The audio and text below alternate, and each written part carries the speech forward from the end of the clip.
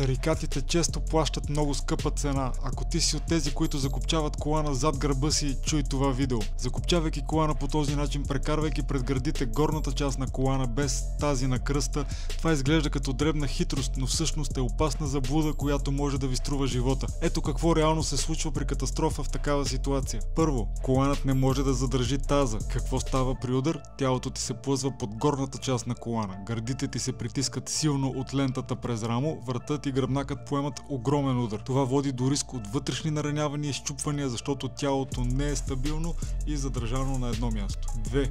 Горната лента през гърдите става смъртоносна. Без долната част тя не разпределя силата върху здрави зони, таз, гръден кош. Вместо това, цялото усилие от удара минава през шията, меките тъкани, коремната област.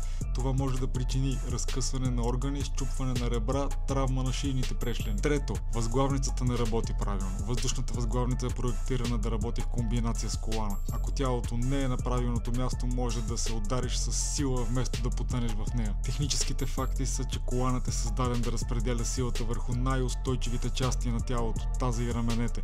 Ако долната част липсва, няма задържане на таза, което е ключово при челни удари. Пример от практиката: в катастрофи с неправилно поставен колан, рискът от сериозни вътрешни наранявания се увеличава до 40%. Задължително споделете това видео с приятел и нека заедно да помогнем да намалим жертвите по пътищата. Последвайте ни, защото предстоят още много важни видеа на тази тема, които могат да спасят живот.